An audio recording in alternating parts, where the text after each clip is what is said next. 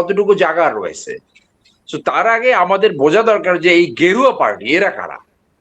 এই গেরুয়া পার্টি হলো এটা একটা ডার্কনেস, অন্ধকারাচ্ছন্ন অধ্যায়। তো সেই জন্য আমি অন্য একটা আলোচনা বলেছিলাম যে পশ্চিমবঙ্গে অন্ধকার এসছে আর তামিলনাড়ুতে আলো এসেছে। ধর্মভিত্তিক রাজনীতি পৃথিবীর অনেক দেশ শত শত বছর আগে প্রত্যাখ্যান করেছে।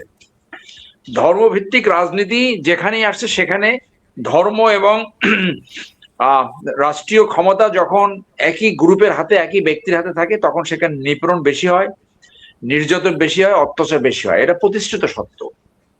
তাহলে কলকাতায় যেটা হয়েছে, পশ্চিমবঙ্গে যেটা হয়েছে, দিস ইজ ডার্কনেস। এই যে শোভন্তনা কি বলেন আপনি, শুনলাম এর ব্যাকগ্রাউন্ড নাকি বরিশালের।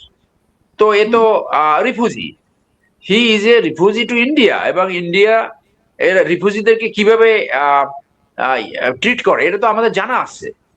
তো ওখানে এই ধর্মভিত্তিক রাজনীতিতে হয় কি, যে যে যত বেশি রেডিক্যাল কথাবার্তা বলতে পারে, মানে পলিটিক্যাল স্টানবাজি, তখন ওই এক গ্রুপ থাকে তাকে বাহাবা দিতে থাকে। তো এই এই গেরুয়ারা কারা? এরা এখনো গরুর প্রস্রাব খায়, এবং গরুর যে গোবর, সেই গোবর তারা শরীরে এই লোশনের মধ্যে মালিশ করে। এইটাকে তারা ব্র্যান্ডিং হিসেবে মনে করে। তো আপনি দেখেন যে অন্ধকারাচ্ছন্ন ডার্কনেস কোন পর্যায় পর্যন্ত পৌঁছছে, যে যেটা কোনো সায়েন্স, কোনো ডাক্তার বা কোনো সভ্য সমাজ কখনো গ্রহণ করবে না, তারা সেইটা এখন প্র্যাকটিসকে চ্যাম্পিয়ন মনে করে, গরুর প্রস্রাব খাওয়া এবং গরুর গোবর তাদের চর্মে মর্দন করা। এই হলো তাদের ব্যাকগ্রাউন্ড। তো একটা ভারতে অনেক কিছু ভালো আছে, এই কিছু সিনেমা, বাংলা গান, বাংলা সিনেমা, কিন্তু অ্যাট দ্য সেম টাইম এই ধর্মভিত্তিক রাজনীতি এখানে ফেরত আসার পরে এখানে একটা অন্ধকারাচ্ছন্ন জীবন শুরু হয়েছে, এবং this is bound to fail. এই রাজনীতি বেশি দিন টেকে না, কিছুদিন টেকে, বেশি দিন টেকে না। তো সেই ক্ষেত্রে যে ইন্ডিয়া যে অন্ধকারাচ্ছন্ন অধ্যায়ের ভিতরে ঢুকছে, পশ্চিমবঙ্গ এইবার ঢুকলো ইলেকশনের মাধ্যমে, তো এদের সামাজিক অবস্থান কি, যে 50% মানুষের কোনো টয়লেট নাই। তারা এখন ওপেন স্পেসে তারা টয়লেট করে। এবং এই ইন্ডিয়ানরা পৃথিবীতে এমন কোনো জায়গা নাই যেখানে এমন ঘটনা ঘটায় যে যেটা আর কারো পক্ষে সম্ভব না। সর্বশেষ কি ঘটাইছে, কানাডার আমেরিকান একটা এয়ারপোর্টের ভিতরে এক ইন্ডিয়ান টয়লেট করছে। ওই যে তার গ্রামে শিখে গেছে যে ওপেন স্পেসে কাপড় উল্টেই টয়লেট করতে পারে, ও তো বুঝে নাই যে আমেরিকান এয়ারপোর্টের ভিতরে টয়লেট করা যায় না। আমেরিকান এয়ারপোর্টে যে সে টয়লেট করছে এবং তাকে পুলিশ অ্যারেস্ট করছে এবং তাকে জরিমানা করছে। তো এই হলো ওদের কালচার। তো যার জন্য এই আপনার কাঁটাতারে বেড়া নিয়ে এত বেশি আলোচনা কিছু নাই। শুধু কাঁটাতারে বেড়া কেন, এইরকম অসভ্য, মানে তাদের চিন্তা ভাবনা এটা আসতে পারে। তারা ইতিমধ্যে প্রচার করেছে বাংলাদেশে যেখানে কাঁটাতারের বেড়া দেওয়া সম্ভব হয়নি, সেখানে তারা বিষাক্ত সাপ এবং কুমির ছাড়বে। কত বড় অজ্ঞ, কত বড় বর্বর হইতে পারে যে এই সাপের কিন্তু একটা একটা পরিবেশ লাগে, কোন সাপ কোথায় জন্মগ্রহণ করে অথবা বেঁচে থাকতে পারে। এবং কুমির কিন্তু সব জায়গায় থাকে না। তো সাংবাদিকরা এই এই স্পেশালি যারা তাদেরকে ওপিনিয়ন নিয়েছে যে ওনারা যেখানে যেখানে সাপ এবং কুমির ছাড়তে চায়, এই সাপ এবং কুমির কি সেইখানে কি করবে, মানে কিভাবে তারা পাহারাদার হিসেবে কাজ করবে। তখন তারা এর উত্তর দিয়েছে যে যে সমস্ত জায়গায় তারা কুমির ছাড়তে চায়, এই এই এই বর্বর মোদী সরকারের যে নীতি নির্ধারক যারা এই যে আলোচনায় এনেছে থাকতে চায়, ওইখানে কুমির থাকবে না, কুমির কিছুদিন পর মারা যাবে, আর সাপ ওই একই অবস্থা হবে। কিন্তু তার চেয়ে বড় কথা হলো, যে কয়দিন বেঁচে থাকবে তারা তো ইন্ডিয়ান এবং বাংলাদেশিকে আলাদা করতে পারবে না, তো যে ওখানে যাবে তাকেই কামড়াতে পারে। তো চিন্তা ভাবনার কত ব্যাকওয়ার্ডনেস। এটার কারণ কি জানেন? ওই যে চাণক্য পলিসি, যাকে কৈটুল্য বলে, 2500 বছর পূর্বের ফরেন পলিসি, যেখান থেকে তারা কনসেপ্টটা নিয়েছে, যেখানে নেইবারকে তারা ক্লাসিফাই করেছে either enemy or slave, there is no friendly state. সেই জন্য গত 15 বছরে প্রসঙ্গ যখনই আসছে আমরা বলেছি যে বাংলাদেশকে আওয়ামী লীগের সময়, শেখ হাসিনার সময় তারা স্লেভ হিসেবে ট্রিট করছে, বিকজ ওদের কনসেপ্টের ভিতরে ফ্রেন্ডলি স্টেট নাই। আর বাকি যারা আছে পাকিস্তান সহ নেপাল, ভুটান, মালদ্বীপ, শ্রীলঙ্কা, অল আর এনিমি স্টেট।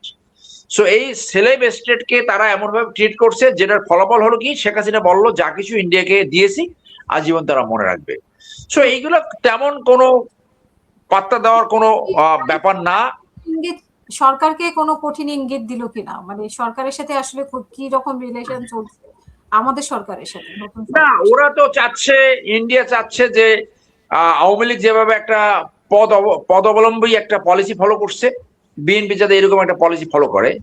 বিএনপি ঐতিহাসিকভাবে জিয়াউর রহমান এই দল প্রতিষ্ঠা করেছে, আওয়ামী লীগের এই পলিসির অ্যাগনেস্টই বিএনপি, এবং বিএনপির পপুলারিটির জায়গা হয়েছে এটা জনস্বার্থে এবং দেশের স্বার্থে যেখানে প্রয়োজন সেখানে অ্যান্টি ইন্ডিয়ান স্ট্যান্ড নিতে হবে। এইটাই হলো বিএনপির পলিসি। বিএনপি যদি এই পলিসি ফলো না করে তাহলে বিএনপির সাথে আওয়ামী লীগের তেমন কোনো পার্থক্য থাকবে না। And BNP must follow the founding principle, founding policy in relations with India and all other countries. So ইন্ডিয়ার সাথে ফাউন্ডিং পলিসিটা কি ছিল বিএনপির? যে জনস্বার্থে এবং দেশের সাথে অবশ্যই অ্যান্টি ইন্ডিয়ান যদি হতে হয়, ডেফিনেটলি সেটা হতে হবে। তো আমরা সেইটাই চাই যে যেটা বলা হয়েছে ডিপ্লোমেটিক্যালি এটা সলভ করা হবে। এটি হলো একদিক। আরেকদিক হলো যে আমাদের এখন সময় আসছে, আমাদের যে জেনজি তারা কিন্তু অত্যন্ত সচেতন। তারা কিন্তু এই যে 47 সালে যে আমাদেরকে ঠকানো হয়েছে সেই যে ভাগটা, এইটাকে রিক্লেম করতে হবে। সেটা কি, আপনার বাংলা বিহার উড়িষ্যা নিয়ে যে নবাব সিরাজউদ্দৌলার নাটকের যে বাংলাদেশ গঠন করার কথা ছিল, সেইটার এরিয়া কোনটা ছিল? Bangla Bihar Orissa including 7 sister. তো আমাদের সেইটাকে রিক্লেম করতে হবে যে 1947 যে ভুলটা হয়েছে সেই ভুলটাকে সংশোধন করতে হবে। এবং সেইটা তো এমনিতে সংশোধন করা যাবে না, তাহলে কিভাবে করা যাবে? মনে করেন উদাহরণস্বরূপ আমি বলি, পার্বত্য চট্টগ্রামে অনেকখানি এরিয়া আনডিমার্কেটেড রয়েছে। তো পার্বত্য চট্টগ্রাম নিয়ে অনেক ধরনের খেলার কথা আমরা শুনতে পাচ্ছি। এখানে বিভিন্ন ধরনের আন্তর্জাতিক কূটচাল অথবা ষড়যন্ত্রের কথাও আমাদের কানে আসছে। তো আমি বিভিন্ন এক জায়গায় আলোচনায় বলেছিলাম, এবং আমি ট্রুলি এটা মনে করি, যেহেতু পার্বত্য চট্টগ্রামে আমি 4 বছর চাকরি করেছি, সো আমি তো ওই এরিয়া সম্বন্ধে জানি যে আনডিমার্কেটেড যে এরিয়াটা রয়েছে ওই এলাকায় আমাদের প্রতি বছর অন্তত 10 থেকে 20 লক্ষ লোককে ওইখানে সেটেল করতে হবে। ফাইনালি ওইখানে 2 কোটি লোক ওই বর্ডার এলাকায় আমাদেরকে সেটেল করতে হবে অনেকগুলো কারণে। এক নম্বর হলো আমাদের এই জনগণই আমাদের সব ফার্স্ট লাইন ডিফেন্স হিসেবে কাজ করবে।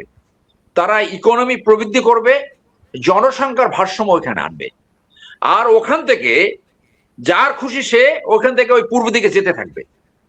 এমনি তো যাওয়া যাবে না, ওখানে যাবে, যাইয়া ওই ইন্ডিয়ার যে স্টেটটা যেখানে জনসংখ্যা কম আছে সেইখানে যে সেটেল করবে, সেইখানে বিয়ে করবে, সেইখানে সংসার করবে, এবং ওইখানে ওই যে 47 সালে যেটা আমরা হারিয়েছি সেটাকে আস্তে আস্তে এইভাবে ইনডাইরেক্টলি রিক্লেম করবে।